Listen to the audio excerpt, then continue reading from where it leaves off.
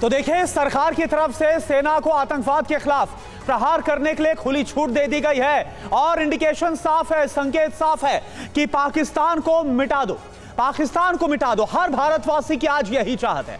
इधर पाकिस्तान को लेकर आज बड़ा फैसला होने वाला है। पाकिस्तान को समझ में नहीं आ रहा कि आखिर वो करे तो क्या करे, क्योंकि पीएम मोदी ने सेना को खुली छूट दे दी है। ऐसी छूट जिसके बारे में सुनकर इस्लामाबाद से लेकर कराची और लाहौर से लेकर रावलपिंडी तक भारत के जवाब वाली दहशत कई गुना बढ़ गई। जी, और साथ ही आपको यह भी बता दें कि पाकिस्तान की नींद उड़ाने वाली इस खुली छूट को डीकोड करने से पहले आप ये तस्वीरें देखिए। शाम की ये तस्वीरें हैं। पीएम आवास में एक हाई लेवल मीटिंग हुई है और इस बैठक में रक्षा मंत्री राजनाथ सिंह शामिल हुए, एनएसए अजीत डोभाल भी शामिल हुए। वहीं आज भी 4 बड़ी बैठकें बैक टू बैक होने वाली हैं। एक एक करके सारी खबर आपको बताएंगे, क्योंकि टीवी9 पर सबसे बड़ी कवरेज लगातार जारी है। हमारे रिपोर्टर्स की टीम जगह जगह पर मौजूद है। पहले अभी की बड़ी खबर से शुरुआत करते हैं और ब्रेकिंग न्यूज है। भारत के एक्शन से थर थर कांप रहा है पाकिस्तान। खौफ में है पाकिस्तान के सूचना मंत्री अताउल्लाह तरार। पाकिस्तान पर हमला करेगा भारत, ये कहा है पाकिस्तान के सूचना मंत्री ने। और साथ ही ये भी कहा है कि अगले 24 से 36 घंटों में हमला करेगी भारतीय सेना। बीती रात 1:30 बजे मंत्री ने एक प्रेस कॉन्फ्रेंस की है। हमारे पास खुफिया जानकारी है, तो यह कहा है पाकिस्तान के सूचना मंत्री अताउल्लाह ने कि हमारे पास खुफिया जानकारी है कि भारत 24 से 36 घंटे में हमला कर सकता है और इसके लिए हम पूरी तरीके से तैयार हैं। ये जवाब आया है पाकिस्तान की तरफ से कि पाकिस्तान किस तरीके से डर के साए में जीने को मजबूर है। सूचना मंत्री के बयान से समझ आता है। तो देखिए कैसे पाकिस्तान है जो कि थर थर कांप रहा है। सूचना मंत्री अताउल्लाह को भारत से हमले का डर है। आपने पूरा बयान सुना भी। पाकिस्तान पर कभी भी हमला कर सकता है। 24 से 36 घंटे के भीतर भारत हमला करेगा, इस बात का शक जाहिर किया गया। खौफ है अगले 24 से 36 घंटों में सैन्य कार्रवाई भारत कर देगा, ये पाकिस्तान की तरफ से कहा गया। मायने क्या है? पाकिस्तान को भारतीय फौज का डर सता रहा है, खौफ है। भारत की ताकत के सामने पाकिस्तान कहीं पर नहीं टिकता। भारत से 3 युद्ध का अंजाम पाकिस्तान पहले ही भुगत चुका है। कंगाली की मार झेल रहा है पाकिस्तान। युद्ध बिल्कुल नहीं चाहता है। भारतीय सेना के हमले से पाकिस्तान को तबाही का बड़ा डर है। और आपको याद होगा 2 दिन पहले तो नवाज शरीफ ने भी शहबाज शरीफ को यह सलाह दी थी कि भारत से पंगा मत लो। तो देखिए, ये जानकारी पाकिस्तान से सामने आ रही है और इस वक्त इसी पर चर्चा करने के लिए हमारे साथ स्टूडियो में खास मेहमान भी जुड़े हुए हैं। उनसे सबसे पहले आपका परिचय करा देते हैं। Major general retired SVP Singh sir है हमारे साथ, रक्षा विशेषज्ञ के तौर पर। Naval captain retired Shyam Kumar sir हैं, रक्षा विशेषज्ञ। और साथ ही AVM retired OP Tiwari sir हैं, रक्षा विशेषज्ञ। सबसे पहले शुरुआत में आपसे करना चाहूंगी एसवीपी सिंह सर, ये पाकिस्तान बार बार किस तरीके से डर के साए में जी रहा है और बयान जारी किए जा रहे हैं, ये तो समझ में आता है। सूचना मंत्री ये कह रहे हैं कि 24 से 36 घंटे में भारत हमला करेगा हम पे। हमारे पास जो है वो खुफिया जानकारी मिल रही है और इसके लिए हम पूरी तैयार हैं। दिख तो नहीं रही है पाकिस्तान की तैयारी कहीं से, बस गीदड़ भभकियां वहां से सामने आ रही हैं। देखिए अंजलि, जहां तक भारत का सवाल है, हमने एक रिएक्टिव देश रहे हैं। हमारी स्ट्रैटेजी पाकिस्तान के साथ ये रही है कि सब्र की, और अभी ये मौका ऐसा दुर्घटना हुई है और दुर्भाग्य की बात है पाकिस्तान के लिए। मैं समझता हूँ कि उन्होंने पहलगाम में एक्शन कर दिया और अभी उसको इस नतीजे का भुगतना पड़ेगा। तो भारत ने अभी जो एक्शन लिए हैं उससे पाकिस्तान में खौफ हो गया है, उनको डर पैदा हो गया है कि क्या होगा, और अपने वो कदम वापस नहीं ले रहे। उनके पास पूरी अपॉर्चुनिटी थी।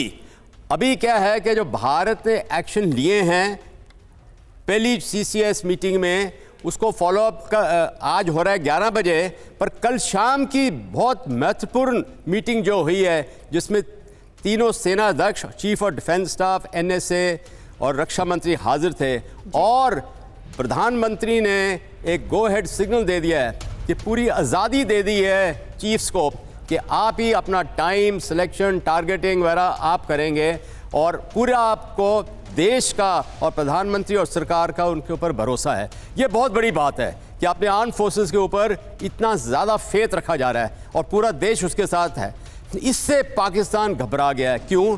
पाकिस्तान के अंदर तो टूट पड़ी हुई है, उसके ईस्टर्न जो बॉर्डर्स हैं वो सारे ही घुसपैठ में बड़े फंसे हुए हैं। बेशक खैबर पख्तूनख्वा है, बलूचिस्तान है, सिंध है, और उसकी फ़ौज वहाँ पे डिप्लॉयड है, मार खा रही है, उसके लोग घायल हो रहे हैं वहाँ पे। और साथ ही साथ अफ़गानिस्तान का जो तालिबान सरकार है, इनके साथ मुखबेड़ में है केपी के अंदर, वो दुरान लाइन को बिल्कुल, यानी कि सिंह सर, पाकिस्तान इस वक्त चौतरफा घिरा हुआ है और ऐसे में अब पाकिस्तान के जो मंत्री हैं वो ये बता रहे कि 24 से 36 घंटे के अंदर भारत उसके खिलाफ हमला करेगा।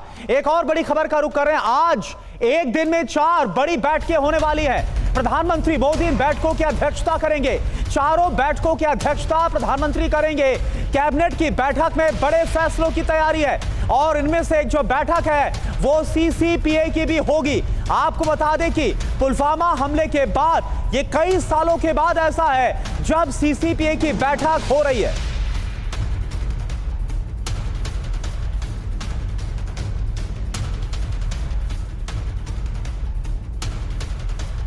तो देखिए, बैठक की तस्वीरें हमने आपको दिखाई और आज भी कई बैठकें होनी है। भारत पाकिस्तान तनाव के बीच आज फिर से सीसीएस की बैठक होगी। आज की बड़ी खबर है, बैठक में सुरक्षा की तैयारियों को लेकर के चर्चा हो सकती है, बातचीत होगी। पहलगाम हमले के बाद एक हफ्ते में यह दूसरी बार सीसीएस की बैठक हो रही है।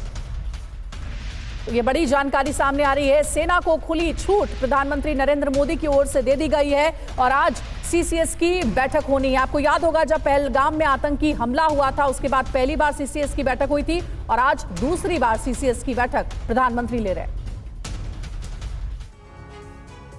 तो देखिए, 4 बड़ी बैठक, आज हो जाएगा बड़ा फैसला पाकिस्तान के खिलाफ। कैबिनेट कमेटी ऑन सिक्योरिटी यानी कि आज सीसीएस की बैठक होगी। इसके अलावा cabinet committee on political affairs CCPA की बैठक, cabinet committee on economic affairs CCEA की बैठक और साथ साथ कैबिनेट बैठक होगी। कुल मिलाकर 4 ये बैठकें और इसमें आज तय हो जाएगा कि पाकिस्तान के खिलाफ क्या होना है। एक और बड़ी खबर, आज सीसीपीए की बैठक बहुत अहम है। गृह मंत्री अमित शाह और रक्षा मंत्री राजनाथ सिंह मौजूद रहेंगे। बैठक में राजनीतिक आर्थिक मामलों की समीक्षा की जाएगी और जैसा हमने आपको बताया कि सीसीपीए की जो बैठक है वो पूरे 6 साल के बाद हो रही है। 2019 में जब पुलवामा अटैक हुआ उसके बाद अब ये बैठक हो रही है, यानी इंडिकेशन साफ है। तो प्लान तैयार है, एक्शन का बस अब इंतजार है। सेना को खुली छूट सरकार की तरफ से दे दी गई है। देश के मुद्दों पर सीसीपीए की बैठक बहुत महत्वपूर्ण है। इस बैठक में राजनीतिक आर्थिक मामलों की समीक्षा की जाएगी। आम राय बनाने से पहले सीसीपीए की जो बैठक है वो बहुत अहम है। कई साल के बाद सीसीपीए की बैठक हो रही है। जैसा हमने आपको बताया, सीसीपीए में आखिर कौन कौन है यह आप जान लीजिए। प्रधानमंत्री नरेंद्र मोदी, इसके अलावा डिफेंस मिनिस्टर राजनाथ सिंह, गृह मंत्री अमित शाह, नितिन गडकरी, सड़क परिवहन मंत्री, इसके साथ साथ वित्त मंत्री निर्मला सीतारमण। बड़ी बात क्या है, पुलवामा अटैक के बाद पहली बार ऐसा हो रहा है कि सीसीपीए की जो बैठक है वो हो रही है। आपको बता दें कि इससे पहले फरवरी 2019 में सीसीपीए की बैठक हुई थी और उसके बाद बालाकोट एयर स्ट्राइक का आपने देखा था जो किस तरह से अंजाम भुगतना पड़ा था पाकिस्तान को। बैठक में सुरक्षा हालात की समीक्षा की गई थी। बैठक में पाकिस्तान से मोस्ट फेवर्ड नेशन का दर्जा वापस लिया गया था और 26 फरवरी 2019 यानी कि ठीक 12 दिन के बाद बालाकोट में एयर स्ट्राइक को अंजाम दिया गया था। कई जो लॉन्चिंग पैड्स हैं उनको तबाह किया गया था। आनंद प्रकाश पांडे इसी बैठक को लेकर हमारे साथ और ज्यादा जानकारी के साथ जुड़े हुए हैं। आनंद, ये बताइए कि आज ये जो बैठकें होनी है, चारों बैठकें, इनका वक्त क्या रहने वाला है और क्योंकि 6 साल के बाद पुलवामा अटैक के बाद सीसीपीए की बैठक हो रही है, क्या यह अपने आप में कोई बहुत बड़ा संकेत है क्या? जी बिल्कुल, 11 बजे बैठक होगी कैबिनेट कमेटी ऑन सिक्योरिटी की और पिछले एक हफ्ते में यानी कि पहलगाम हमले के बाद ये सीसीएस की दूसरी बैठक होगी। जैसा कि आपने बताया कि पहली जो सीसीएस की बैठक हुई थी पहलगाम हमले के बाद, उसमें भारत ने 5 बड़े फैसले लिए थे और डिप्लोमेटिक स्ट्राइक की थी पाकिस्तान पे। आज सीसीएस की दूसरी बैठक होगी जो कि 11 बजे शुरू होगी। लेकिन उसके बाद जो तुरंत बाद जो बैठक होने वाली है सीसीपीए की, वो बहुत अहम है क्योंकि सीसीपीए की बैठक अमूमन जो है कम होती है, क्योंकि सीसीपीए की बैठक जो होती है वो राजनीतिक आर्थिक और आंतरिक मामलों की समीक्षा भी करती है और उन पर बड़े फैसले भी लेती है। जैसा कि आपने उदाहरण दिया पुलवामा हमले का, उस वक्त सीसीपीए की बैठक हुई थी और उससे कुछ दिन बाद बालाकोट स्ट्राइक की थी। और एक और उदाहरण आपको मैं दे दूं कि जब कारगिल वॉर हुआ था उस वक्त भी सीसीपीए की बैठक हुई थी। कंधार हाईजैक के टाइम पे सीसीपीए की बैठक हुई थी। तो सीसीपीए की जो बैठक है वो खासी अहम है और जैसा कि आपने भी बताया इस बैठक में आज बड़े फैसले लिए जाएंगे और इस बात की पूरी संभावना है कि भारत पाकिस्तान को लेकर जो बड़ा हमला करना है उसकी रणनीति कल बन गई है और जो आगे को उसको कैसे ले जाना है उसकी जो रणनीति है सीसीपीए की बैठक में बनेगी। और जैसे कि सरकार भी कहती रही है कोई युद्ध नहीं चाहती है और सरकार की कोशिश ये होगी कि जो भी जवाबी कार्रवाई होगी उसमें जो पाकिस्तान के नागरिकों पर कोई असर न पड़े। जिसने भारत में आतंकवाद पहुँचाया, आतंकियों को भेजा, जिसने उसको मदद की, उन सबको निशाना बनाया जाएगा। इसमें पाकिस्तान के आम नागरिकों को निशाना नहीं बनाया जाएगा। और तमाम बातों को लेकर आज जो सीसीपीए की बैठक होने वाली है इसमें फैसला हो जाएगा और उसके बाद सीसीईए की बैठक होगी और फिर कैबिनेट की बैठक होगी। कैबिनेट की बैठक में 2 मिनट के लिए जो पहलगाम में आतंकी हमले में जो हमारे भारतीय मारे गए उनको मौन रहकर श्रद्धांजलि दी जाएगी और बाकी जो बड़े फैसले हैं, जो आर्थिक मामले हैं या फिर जो कैबिनेट के मामले हैं, उन तमाम मामलों में कैबिनेट की बैठक में चर्चा होगी। बिल्कुल आनंद, यही फर्क है भारत और पाकिस्तान में। जो जानकारी अभी आपने दी है कि हमारी रणनीति इस लिहाज से बन रही है कि पाकिस्तान की आम जनता को कोई नुकसान ना हो। पीएम मोदी ने हाई लेवल मीटिंग की है, रक्षा मंत्री समेत तीनों सेना प्रमुख मौजूद रहे। एनएसए अजीत डोभाल समेत सीडीएस भी शामिल है। बैठक करीब 90 मिनट तक चली है। बैठक में सुरक्षा से जुड़े मुद्दों पर चर्चा हुई है।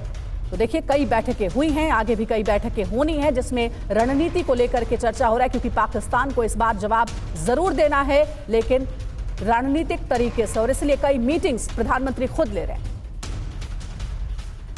तो 90 मिनट की बैठक जिसकी तस्वीर हमने आपको दिखाई है, आखिर इसमें क्या फैसला हुआ है? भारतीय सेना को खुली छूट दी गई है। जो जानकारी सामने आई है किसी भी एक्शन के लिए जवाब कैसा होगा यह सब कुछ सेना की तरफ से तय किया जाएगा। ऑपरेशन का फैसला सेना की तरफ से लिया जाएगा। टारगेट समय सेना ही तय करेगी। तीनों सेनाओं की क्षमता में पूर्ण विश्वास है। आतंकवाद को जवाब हमारा राष्ट्रीय संकल्प है। ओपी तिवारी साहब, कल ये जो बैठक हुई है जो 90 मिनट तक चली और उसके बाद आज 4 बैठकें और आखिर में आज सीसीपी और सीसीईए की बैठक के बाद कैबिनेट की बैठक होगी। क्या आज के इन बैठकों के बाद क्या कोर्स ऑफ एक्शन होगा पाकिस्तान के खिलाफ, यह पुख्ता हो जाएगा, यह तय हो जाएगा? करुणा, क्या एक्शन होगा तो ये समय की बात है। इस किसी भी अटैक में सरप्राइज एलिमेंट अत्यंत आवश्यक होता है। ठीक है, बिना सरप्राइज के लिए कोई वॉर जीती नहीं जा सकती। ये सब बैठकें बहुत महत्वपूर्ण है। किसी भी वॉर में, वॉर के इम्पैक्ट के बाद, वॉर के टाइम में, वॉर के बाद ये इंटरनल अफेयर्स, इंटरनल सिचुएशन, आर्थिक सिचुएशन, रोड, इस सब की बहुत इंपॉर्टेंस होती है। तो इसलिए ये मीटिंग बहुत ज़रूरी है कि वॉर के साथ साथ इसके बारे में डिटेल डिस्कस किया जाए और क्या इम्पैक्ट हो सकता है और हमें क्या प्रिकॉशन लेनी चाहिए, बहुत आवश्यकता है। अब जहाँ तक क्षमता पर, अगर सेनाओं पे आप पूरा भरोसा नहीं चलाओगे, फुल छूट नहीं दोगे, पूरा इम्पैक्ट नहीं आएगा। हमें एक्चुअली स्ट्राइक से ज़्यादा इस स्ट्राइक का इम्पैक्ट आना चाहिए, ऐसा इम्पैक्ट हो ताकि पाकिस्तान कुछ दिन तक दोबारा ये गलती ना कर सके। पिछले 2 ओकेजन में सर्जिकल स्ट्राइक में बालाकोट में इनको हमेशा इंडिकेशन दिया गया था पाकिस्तान को कि भैया ऐसी गलती मत किया करो, नहीं तो हम स्ट्राइक करेंगे। लेकिन कहते हैं ना कि लातों के भूत बात से नहीं मानते, तो 2 बार ये शॉर्ट टर्म मेजर लिया गया था, इमीडिएट एक्शन दिया गया था, फिर भी नहीं समझे। लेकिन अब तीसरी बार जो हुआ है तो इसका इम्पैक्ट या इस अटैक इस तरीके से होगा कि पाकिस्तान अगले 30-35 साल तक इस मामले में न उभर पाए कम से कम, और ये गलती दोबारा न कर सके। वो आर्मी, नेवी, एयरफोर्स कोऑर्डिनेटेड जैसे भी करेंगे अच्छा करेंगे, बिकॉज इनका impact it's not the war strike करके आना है, हमें ऐसा स्ट्राइक करना है कि इसका असर कम से कम 30 साल तक पाकिस्तान के ऊपर रहे और विश्व देखे। इसलिए छूट देना अत्यंत आवश्यक है। हमारी लीडरशिप ने पूरा विश्वास जगाया हुआ है, अब पूरी छूट दे रखी है। मुझे पूरी उम्मीद है कि जो इम्पैक्ट होगा इस बार ऐसा होगा कि भारत और कश्मीर में काफ़ी दिनों तक, पूरे टाइम तो शांति नहीं कर सकता मैं, लेकिन काफ़ी दिनों तक शांति होती रहेगी और ये काम चलता रहेगा। इस अटैक में, इसमें हमें पाकिस्तान की आवाम का फुल सहयोग मिलेगा। ये इंडिकेशन आवाम का फुल सहयोग मिलेगा, बिकॉज वो इनकी आर्मी से परेशान हो चुकी है। अब जिस तरीके से अटैक किया, उनको खाना सब चीज़ की परेशानी हो रही है। इसके बाद उन्होंने एक नया एक और मामला मोड़ अपने आप ले लिया, उन्होंने नई परेशानी झेल ली, तो इसलिए वो पूरी परेशान है। अब जिस तरीके से इनकी आर्मी के ऑफिसर्स हैं, उन्होंने अपनी पूरी फैमिली भेज दी। हमारे जनरल से वास्ते पैसे नहीं होते। कई खबरें हमने दिखाई भी हैं और भारत के प्रधानमंत्री नरेंद्र मोदी ने कहा है कि तीनों सेना की काबिलियत पर, उनकी शक्ति पर पूरा भरोसा है उन्हें। आगे बढ़ रहे एक और बड़ी खबर है, प्रधानमंत्री मोदी और संघ प्रमुख मोहन भागवत की मुलाकात हुई है। पीएम आवास में करीब 1.5 घंटे तक मीटिंग चली है। बैठक में पहुंचे हुए थे संघ प्रमुख मोहन भागवत और साथ ही साथ पहलगाम आतंकी हमले पर चर्चा हुई है, ऐसी जानकारी सामने आ रही है। तो कल पीएम आवास पर यह बैठक हुई है।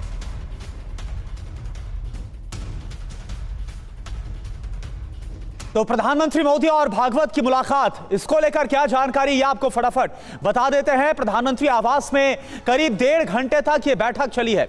आतंकी हमले के बाद बने हालात पर बातचीत हुई है, चर्चा हुई है। पीएम के हर कदम के साथ संग है, ये मोहन भागवत की तरफ से कहा गया। स्वयं सेवक हर मोर्चे पर देश के लिए डटे रहेंगे, ये भी संघ प्रमुख की तरफ से कहा गया है। सरकार के साथ कदम से कदम मिलाकर हम काम करेंगे, ये सोर्सेस के हवाले से खबर मिल रही है। इस बैठक में क्या हुआ? एक और ब्रेकिंग न्यूज है, भारत में हो रहे अवैध पाकिस्तानियों पर एक्शन भी शुरू हो गया है। कश्मीर में अवैध पाकिस्तानी नागरिकों का डिपोर्टेशन शुरू हो चुका है। जम्मू कश्मीर पुलिस बस में पाक नागरिकों को लेकर अटारी बॉर्डर आई है। सभी के पास भारत का कोई भी डॉक्यूमेंट नहीं है।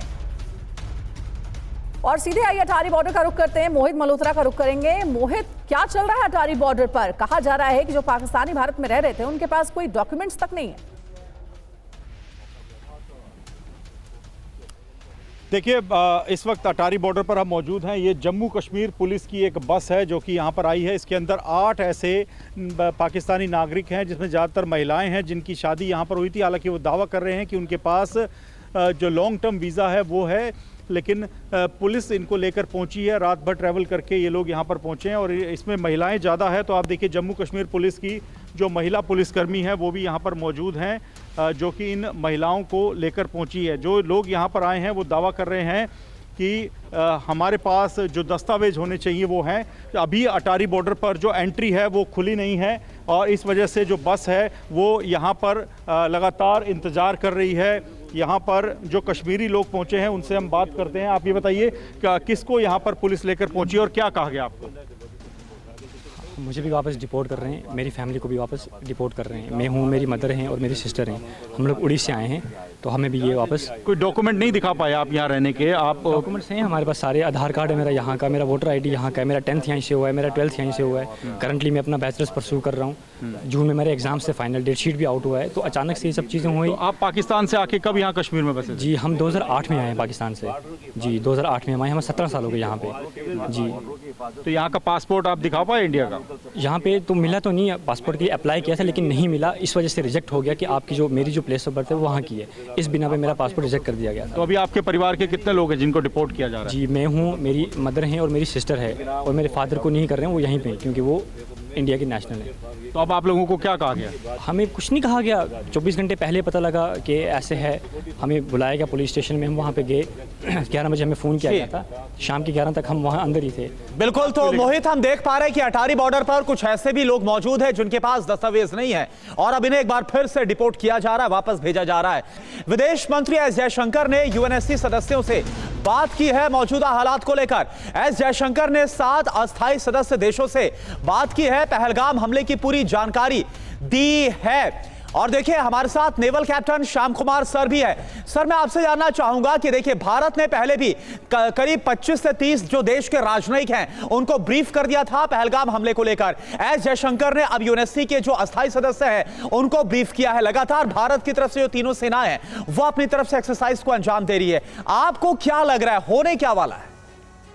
करुणा, देखिए, भारत का जो मंशा है वो बहुत क्लियर है शुरू से। और मैं 22 अप्रैल के बाद से अपनी भी कंसीडर्ड ओपिनियन यही कह रहा हूं कि युद्ध का समय नहीं है।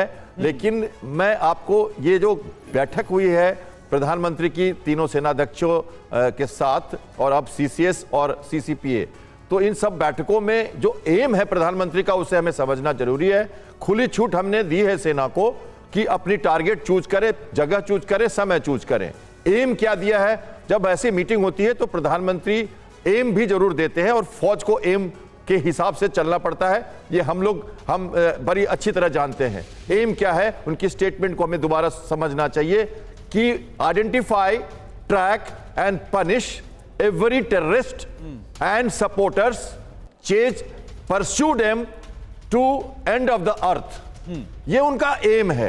अब इसके हिसाब से सेना को काम करना है। खुली छूट का मतलब हमको यानी श्याम कुमार सर, अगर एक लाइन में आपसे पूछूं तो आपको नहीं लगता कि संभावना ऐसी है कि भारत पाकिस्तान के खिलाफ फुल फ्लेजेड वॉर करेगा? आपको ऐसी संभावना नहीं लग रही है? आनंद शर्मा जी की बात अभी आपने सुनी तो मुझे बहुत अच्छा लगा, क्योंकि वो वहीं से रिपोर्ट कर रहे हैं। वो कह रहे हैं कि कोलेटरल डैमेजेस बहुत कम, अच्छा, दूसरों को बहुत कम नुकसान, अपनी जगह पे जाके ऐसी जगह को मारो कि अब वो युद्ध तो बहुत देख चुके हैं, हमारा हर बार हार चुके हैं, अब ये नए आयाम का युद्ध देखेंगे वो, और ये नया आयाम बहुत अलग होने वाला है। इसलिए प्रधानमंत्री ने मधुबनी से कहा था कल्पना से परे आयाम के युद्ध की रणनीति बन रही है और इसलिए कई बैठकें भी हो रही हैं। एक और बड़ी खबर है, जम्मू कश्मीर के उरी सेक्टर में सेना अलर्ट पर है, बॉर्डर पर कड़ी निगरानी की जा रही है, घुसपैठियों पर कड़ी नजर भी है।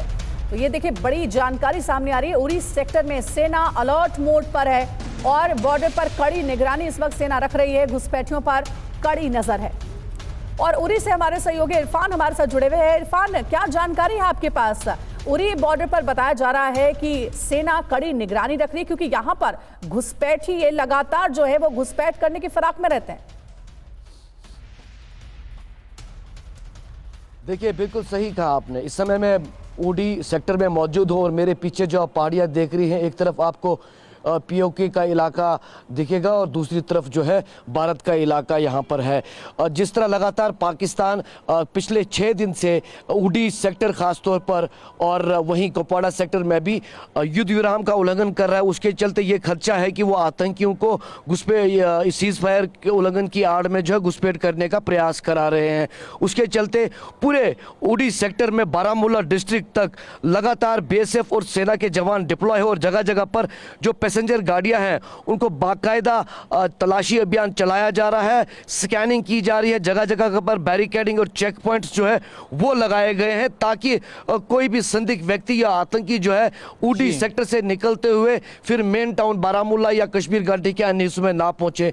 तो जिस तरह आप रिपोर्ट दिखा भी रहे थे किस तरह सेना सतर्क है और ये खदशा है कि बिल्कुल इरफान, तो सेना अलर्ट है, पाकिस्तान की तरफ से जो भी हिमाकत की जा रही है इसका मुंहतोड़ जवाब दिया जा रहा है। और देखिए एक और बड़ी खबर का हम रुख कर रहे हैं, TV9 से बोले जिप लाइन ऑपरेटर मुजम्मिल के पिता, बेटे का घटना से कोई लेना देना नहीं है, मुश्किल और परेशानी में कहते हैं अल्लाहू अकबर, ये स्वाभाविक है, ये कहा गया। सुनिए आप।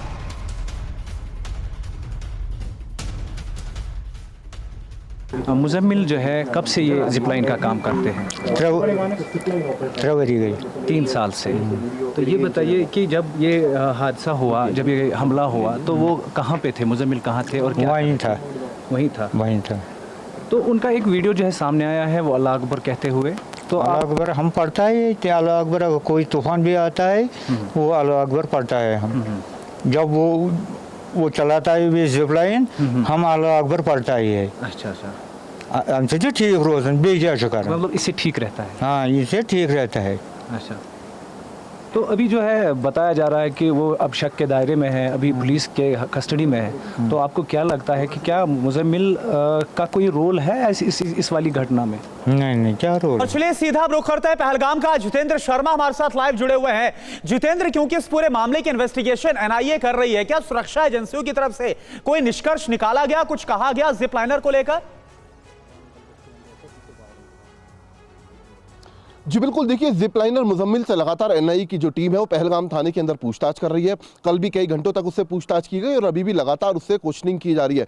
ना सिर्फ मुजम्मिल जो कि उस वक्त मौके पर मौजूद था, बल्कि पहलगाम की बैसरन घाटी के 3 किलोमीटर के रेडियस में जितने भी लोग वहां पर उस वक्त मौजूद थे, जो भी चश्मदीद थे, चाहे वो आम कश्मीरी हो या फिर जो सैलानी थे, सभी के बयान लगातार दर्ज किए जा रहे हैं। खास तौर पर जितने भी घोड़े वाले वहां पर उस वक्त मौजूद थे, सभी को बारी बारी पहलगाम थाने के अंदर बुलाया गया। एनआईए की टीम अंदर मौजूद थी और उनके भी बयान दर्ज किए गए हैं। तो फिलहाल मुजम्मिल अभी भी एनआईए की कस्टडी में है। कस्टडी कहने इसको ठीक नहीं होगा, क्योंकि उसको अभी उसके बयान जो है वो लगातार दर्ज हो रहे हैं। एक तरीके से उसको सम्मन किया गया, पूछताछ के लिए बुलाया गया, उसके बयान ऑन रिकॉर्ड लाए जा रहे हैं ताकि पता चल सके कि आखिरकार जो आरोप मुजम्मिल के ऊपर लगाए जा रहे हैं सैलानियों के द्वारा, उनमें कितना दम है। जी।